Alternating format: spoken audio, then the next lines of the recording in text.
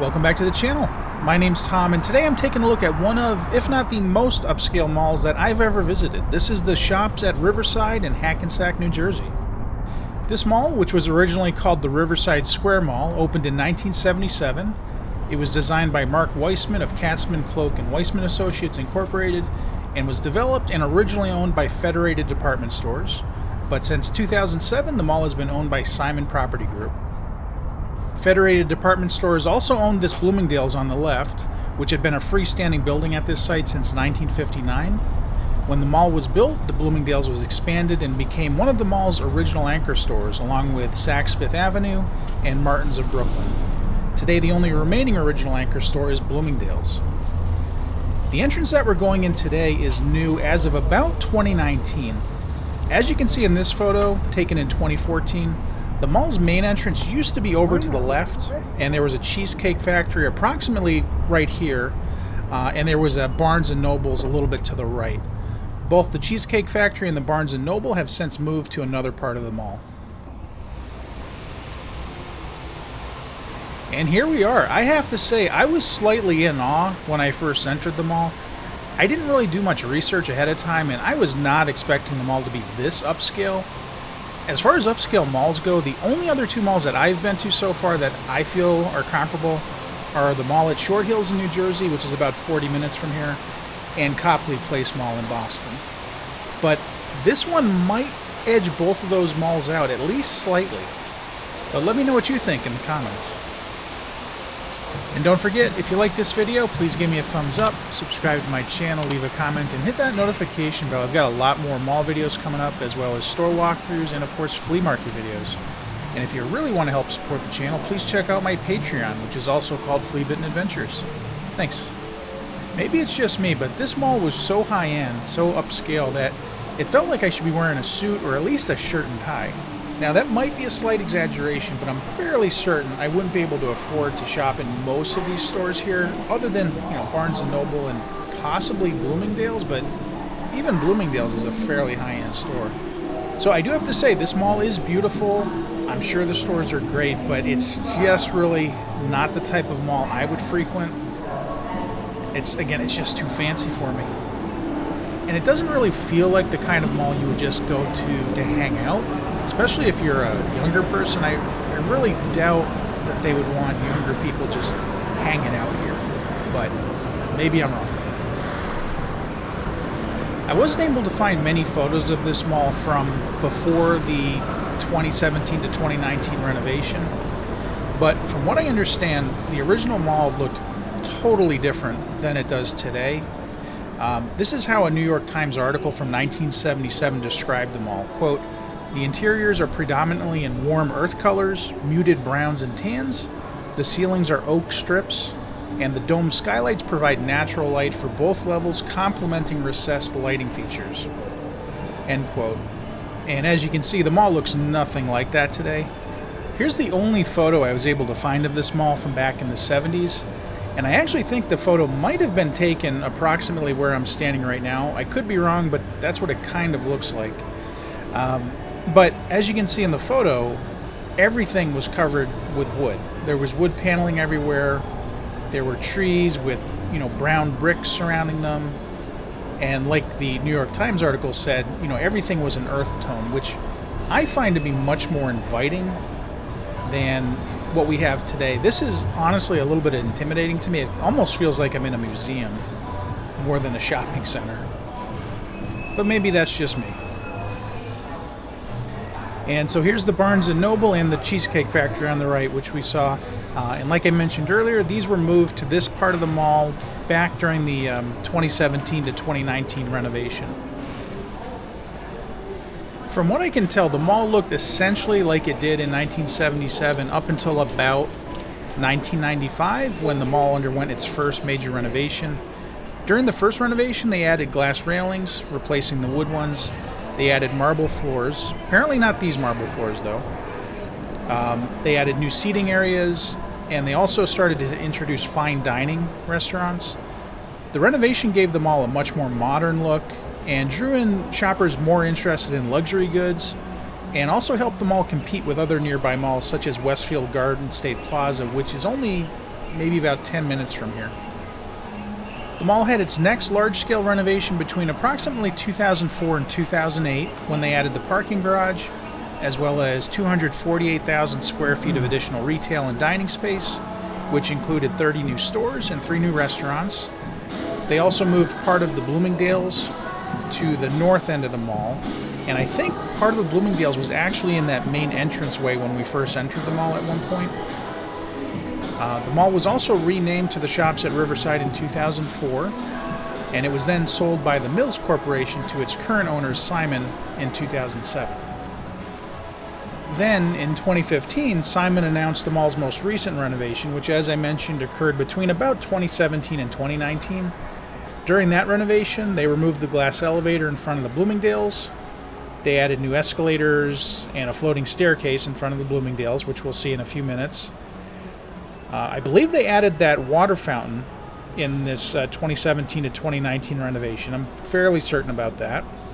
They added new skylights, new glass chandeliers. They raised the ceilings in some of the stores.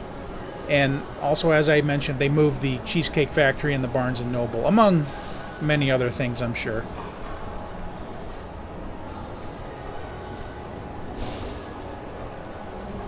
Now, I could be wrong, but I'm fairly certain that the glass elevator used to be right here. It would have been straight ahead, I think, on the other side of that far escalator. It's really hard to tell in the photos, but that's what it looks like. And then this floating staircase was added during the 2017 to 2019 renovation.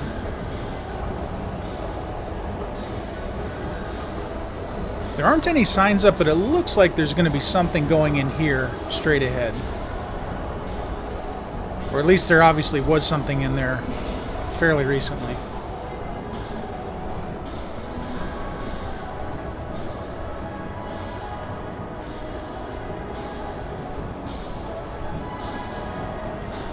This video was filmed on a Monday between about 11 and 11:45 in the morning, which is probably why the mall was fairly empty at this point, but everything I've read indicates that this mall is doing quite well.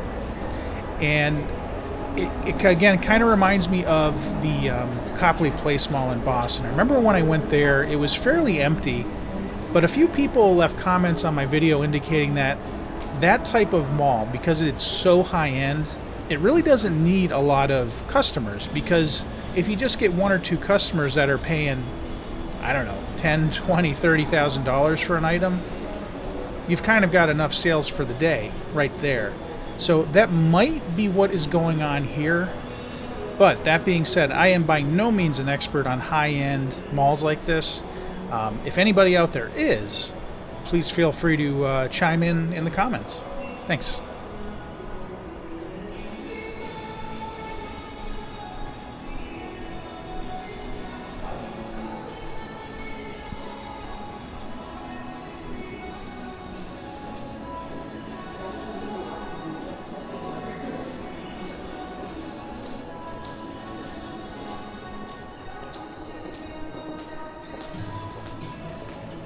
And here's the Bloomingdale's, which has been here since 1959, almost 2 decades before the mall itself.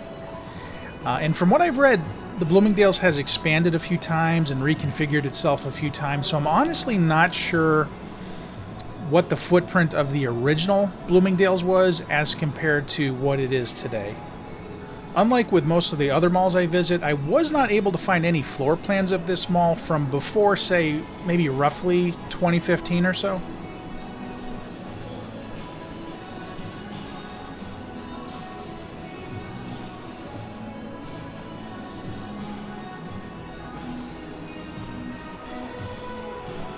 The reflectiveness of these floors is just out of control. I've got to imagine they've got an army of maintenance workers buffing these floors every night. Because that's a lot of floor to buff, and clearly they are buffing it. And that is, again, one thing I have to say about Simon. They do care about their malls. They really take care of them, unlike some other mall owners out there that will remain nameless.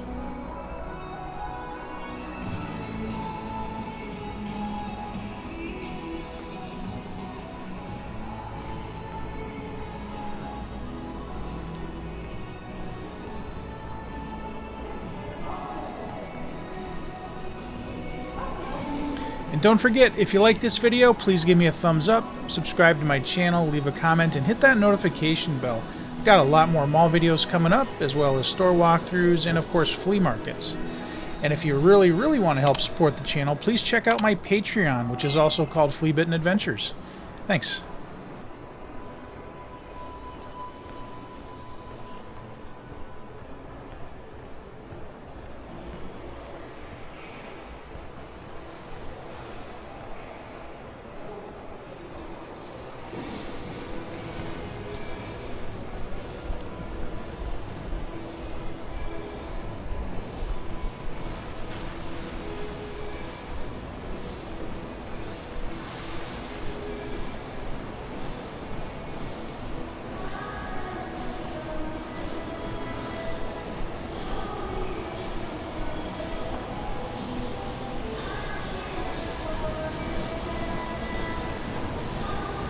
Another thing I noticed as I was walking around this mall, most of the signs say that this is a Simon Center, but there are a few signs that still say it's a Simon Mall.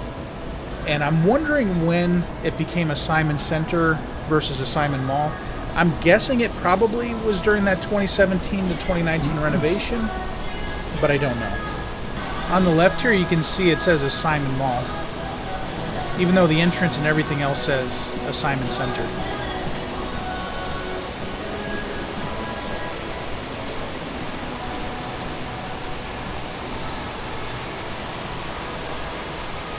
And now, here's that spectacular water fountain, which, again, I believe was added during the 2017 to 2019 renovation. And this is easily one of the best fountains I've seen at a mall in a very long time.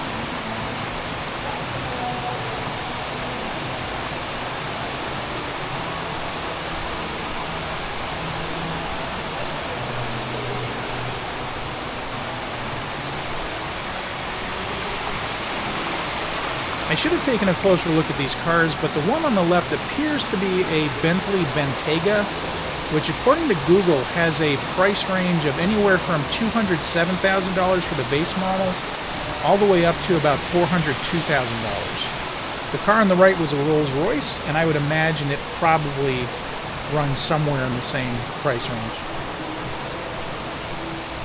I believe this hallway here was added in the 2005 to 2008 renovation, because before that, where the water fountain is today, I think, again, that was part of Bloomingdale's.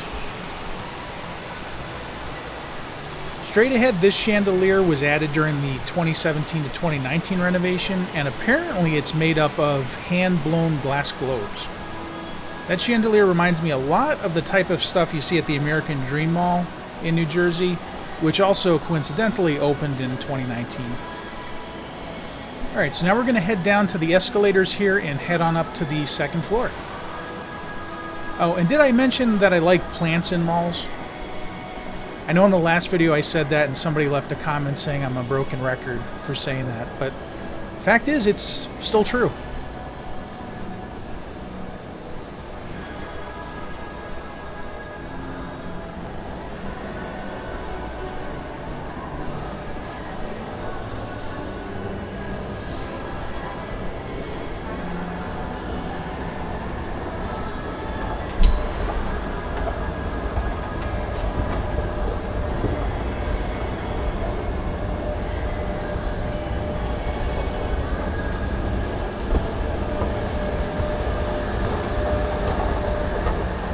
And straight ahead, here's the AMC movie theater, which opened in 2017.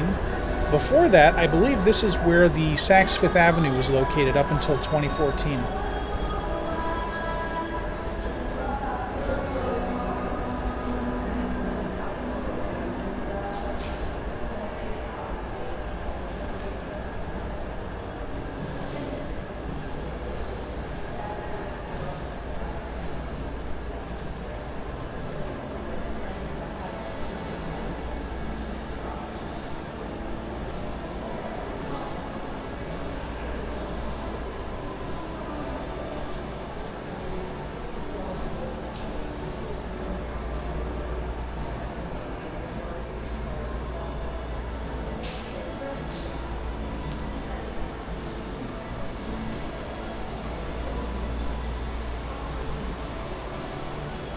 I love being able to hear the fountain in the background. There's something about it that's extremely soothing to me. And if there's any mall owners out there watching this video, please think about adding some fountains back to your malls. It really adds to the experience.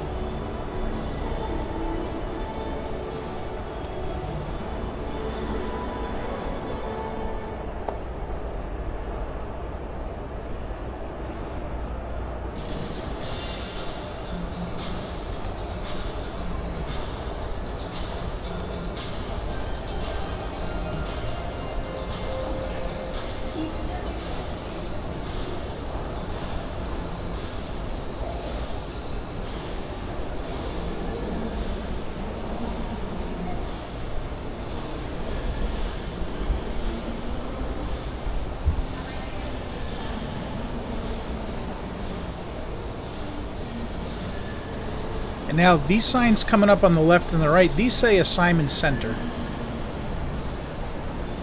So again, I'm wondering why there's the inconsistency there.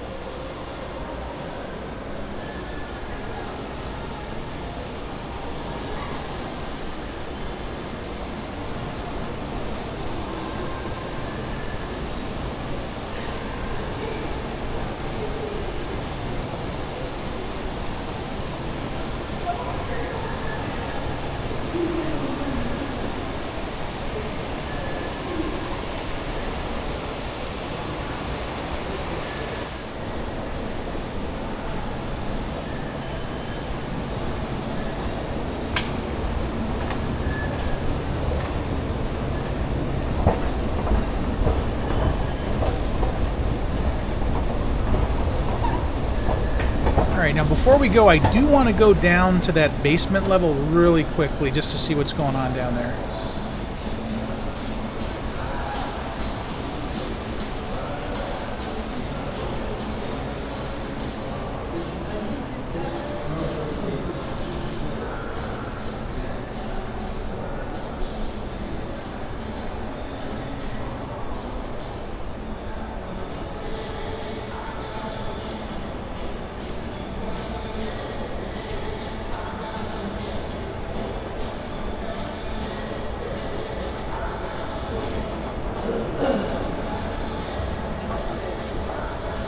There's not much down here. It just seems to be an exit to the parking garage straight ahead, and then over to the right is the Fountain Spa, and then in the back is, I guess, the management offices, which I think that is management and security.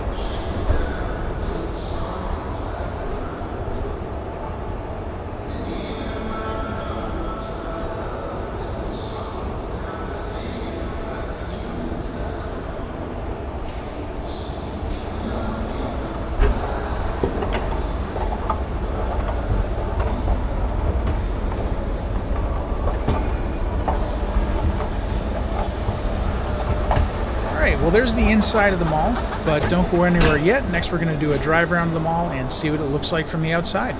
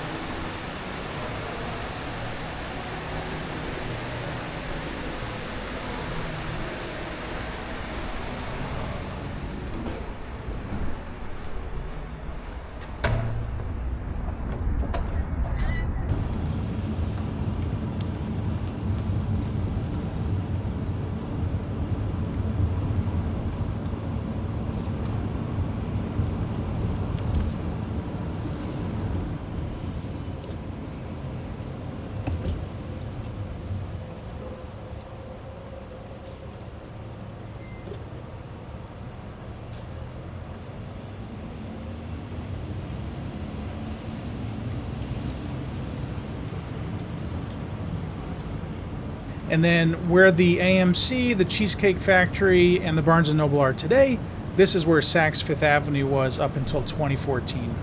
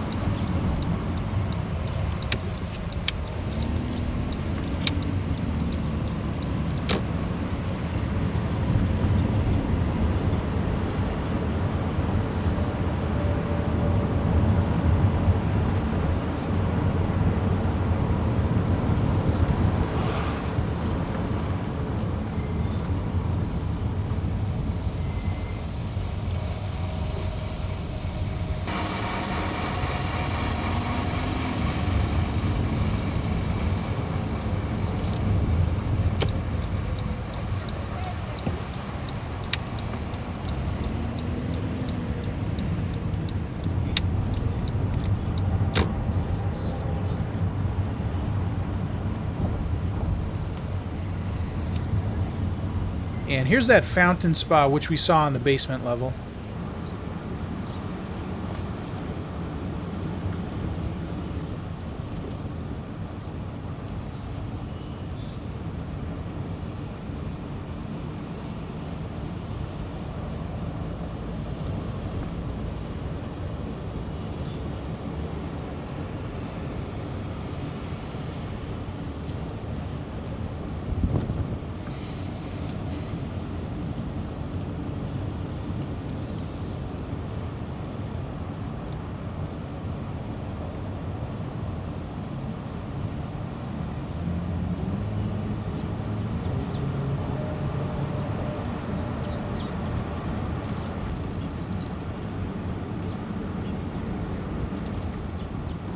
PF Chang's is here on the left, and I could be wrong, but I don't think there's a mall entrance for the PF Chang's.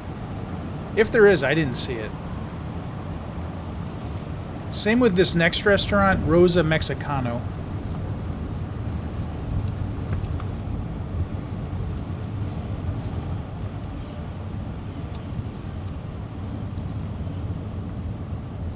Here's what this part of the mall looked like before the 2017 to 2019 renovation, and I think I kind of like the old look a little bit better, at least in this part of the mall.